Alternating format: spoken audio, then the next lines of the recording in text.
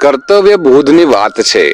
આપણે જે કામ કરી રહ્યા છીએ એ આપણું કર્તવ્ય સમજીને આપણે જ્યારે કરીએ છીએ ત્યારે આપણો વિકાસ, કુટુંબનો વિકાસ, સમાજનો વિકાસ, રાષ્ટ્રનો વિકાસ થાય છે. એવી વાત આજે થરાદ ખાતે એપીએમસી માર્કેટનો જે હોલ છે ત્યાં કર્તવ્ય બોધનો કાર્યક્રમ શિક્ષકોને ખાસ પ્રબોધન કરવામાં આવ્યું. ત્રિવેદી સાહેબે પ્રબોધન સરસ કર્યું. આપ સાંભળી રહ્યા છો Banas community radio Dudhvani 90.4 FM. Bhagwanbhai સાહેબ મારી સાથે છે અને એમને આ કાર્યક્રમ આખો નિહાળ્યો. એમને જોયું કે કર્તવ્ય બોધની શું જરૂર આજના ઘડીમાં છે. તો એમનું સ્વાગત કરીએ Banas community radio Dudhvani 90.4 FM. બાળકો માટે, શિક્ષકો માટે, સમાજના દરેક વ્યક્તિ માટે કર્તવ્યની વાત શું આવે ત્યારે, તેમજ આપણા ભારત વર્ષના આદરણીય પ્રધાનમંત્રી નરેન્દ્ર મોદી સાહેબ પણ કર્તવ્ય માટે નાગરિકોને જાગૃત કરતા હોય છે કે આપણું કર્તવ્ય સમજીને આપણે કામ કરવાનું છે. આ રાષ્ટ્રને દરેક નાગરિકે કર્તવ્ય સમજીને જ્યારે કામ કરશે તો રાષ્ટ્ર આગળ આવશે. ભગવાનભાઈ શું કહેશો? નમસ્તે, હું ડૉક્ટર ભગવાનભાઈ પટેલ, અધ્યક્ષ સોયગામ શૈક્ષિક મહાસંઘ. આજે અમારો જિલ્લા લેવલનો વાવથરા જિલ્લાનો કર્તવ્યબોધ કાર્યક્રમ હતો. કર્તવ્યબોધ એટલે એક નાગરિક તરીકેનું, એક આ દેશના નાગરિક તરીકેનું મારું પોતાનું કર્તવ્ય શું, અને દરેક નાગરિક જો પોતાનું કર્તવ્ય કરતો થઈ જાય, પોતાના ફરજનું, પોતાના ભાગનું કરતો થઈ જાય, તો મને એવું લાગે છે કે સ્વર્ગથી પણ સુંદર આ ધરતી બની જાય. હક અને ફરજ એ એક સિક્કાની બે બાજુ છે. પણ ઘણી વખત શું થતું, પહેલી આપણે હકની અપેક્ષા રીતે હોય છે, પણ એની જગ્યાએ જો પેલી ફરજ આપણે અદા કરીએ તો ઓટોમેટિક એમાં કુદરત આપણને હક મળી જતો હોય છે અને એક દુનિયા એ સ્વર્ગથી સુંદર બની જાય. તો એવું કર્તવ્ય બધું અહીં શિક્ષકો માટેનો, સાથે અમે સમાજના અગ્રણીઓ છે, સમાજના લોકો છે, નાગરિકો, પ્રબુદ્ધ નાગરિકો છે, આમને પણ જોડતા હોઈએ છીએ. તો આ કાર્યક્રમ અંતર્ગત એક શિક્ષક પોતાનું જો કર્તવ્ય કરતો થઈ જાય, પોતાનું કર્તવ્ય કરે, તો એનું પરિણામ દેશને 100% સારામાં સારું એક શ્રેષ્ઠ રાષ્ટ્ર ઘડી શકાય.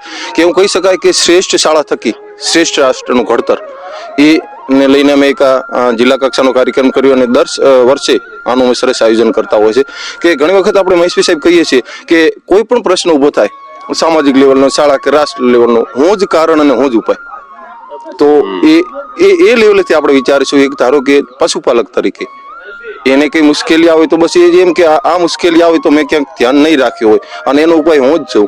તો એક આ બહુ ઉપર આધારિત છે. અને વર્ષો પહેલા આપણા પૂર્વ રાષ્ટ્રપતિ શ્રી ડૉક્ટર APJ અબ્દુલ કલામ સાહેબ એક સરસ સાહેબ 5 મિનિટનો, એ ટાઈમે આ સોશિયલ મીડિયા, વોટ્સઅપ ને આ નહોતું, તો મેઇલ એક 5 મિનિટનો અને દેશને કહ્યું શું તમારા પાસે દેશ માટે 5 મિનિટ છે. તો એમાં સાહેબ એમણે એ જ કહ્યું હતું કે આપણે કહીએ કે ફલાણો દેશ આવો, પણ એ તમે એ દેશના નાગરિકોની તમે એમ કે જે કર્તવ્ય નિષ્ઠા તમે જોઈ છે. અને એ અબ્દુલ કલામ સાહેબે આપણને એ જ કહ્યું હતું કે આપણે આપણું જો કર્તવ્ય આપણા ભાગનું કરતા થઈ જશું તો ઓટોમેટિક એનું ફળ મળશે.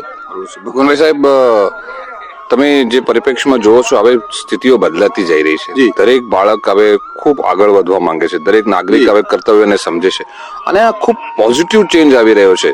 દરેક ક્ષેત્રમાં તમે જોવો છો કે યુવાનો પણ કંઈક નવું કરવા માંગે છે અને કર્તવ્યને સમજે છે. આમને આમ બધા કર્તવ્યને સાથે ચાલશે ને કર્તવ્ય સમજશે તો ઘણું પ્રગતિ થઈ રહી છે. એમ દેશની ને આપણા દરેક સમાજની પ્રગતિ થઈ રહી તો રહી છે. બિલકુલ સર, આપણે જોઈએ તો ઘણી બધી જાગૃતતા આવે છે લોકોમાં શિક્ષણને લીધે. આ સોશિયલ જે મીડિયા છે એનો આપણે પોઝિટિવ યુગ તો એને લીધે સાહેબ નાનું બાળક એને આપણે સાહેબ કલ્પના ના કરીએ એટલે એનામાં દેશ ભાવના છે, એમનામાં સમાજ પ્રત્યેની ભાવના છે. કેવોને એને એક ન્યાયથી કોઈ પણ શાળાનો પ્રશ્ન એક આપ્યો તો સાહેબ હું તમને ખાતરીથી કહું કે જે ચુકાદો ન્યાયાધીશ આપે એવો જ એક બાળક આપી શકે છે.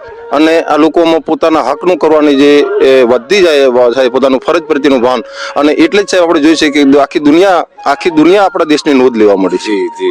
એનું ક્યાંક ને ક્યાંક એવું નોંધ તો લે જ છે બધા. બિલકુલ સાહેબ, એમાં ખાસ કરીને જે આપણી સંસ્કૃતિ છે, લોકો ભારતીય સંસ્કૃતિ, જે વિદેશના ભારતીય સંસ્કૃતિ પ્રમાણે જીવવું, ભારતીય સંસ્કૃતિ પ્રમાણે પહેરવેશ, ભારતીય સંસ્કૃતિ પ્રમાણે ખોરાક. અને એટલે જ સાહેબ કહી કે હિન્દુત્વ એ કોઈ એક ધર્મ નથી, હિન્દુત્વ એ જીવન જીવવાની એક પદ્ધતિ છે.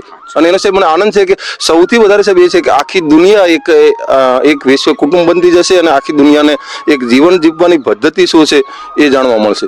અને એ આપણે ત્રિવેદી સાહેબ પણ કહેતા તો તમે સાંભળ્યું હશે કે ગામડાઓમાં પણ આનો આવો ભાવ દેખાય જ છે, બધી જગ્યાએ દેખાઈ રહ્યો છે.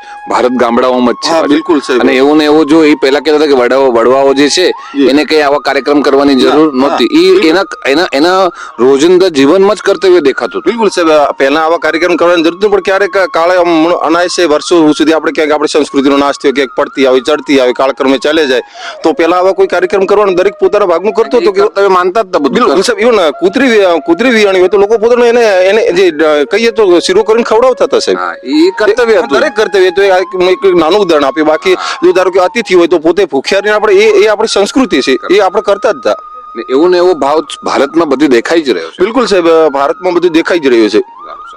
તો આ હતા ભગવાનભાઈ, આપનો ખૂબ ખૂબ આભાર કે તમે બનાસ રેડિયોમાં આપના મંતવ્ય. મને બહુ ગમે છે. મહેશભાઈ સાહેબ વારે વાર અહીં સંપર્કે કરાવે છે, અને બનાસ દૂધવાણીના સર્વે શ્રોતા મિત્રો છે. હું પણ એક ખેડૂત છું, પશુપાલક છું, તો મને તમારી સાથે બહુ ગમે છે, અને વાર એટલે હું તમારી સામે આવી જાઉં છું. જી. હવે સાંભળો, ભગવાનભાઈની સાથે હું જ્યારે વાત કરી રહ્યો છું તો રેડિયોમાં તો જઈ જ રહ્યું છે રેકોર્ડિંગ, પણ વોટ્સઅપ પર પણ આ બધું વહેતું થયું છે. તો ભગવાનભાઈના સંપર્કમાં હો અને તમારા મોબાઈલમાં ભગવાનભાઈનો ફોન નંબર પડ્યો હોય તો હાલ એમને ઘરે ફોન કરજો અને કહેજો કે બનાસ રેડિયોમાં તમારી મુલાકાત અમે સાંભળી. એટલે ભગવાનભાઈને પણ ખૂબ ગમશે અને એમનો હસતો ચહેરો આમને હસતો રહે એવી પ્રભુને હું પ્રાર્થના કરું. હું તમારા કોલની રાહ જોઈશ, અને અવશ્ય મને તમારી સાથે વાત કરવી ગમશે. તો સાંભળતા રહો Banas community radio Dudhvani 90.4 FM. આભાર. જય હિન્દ.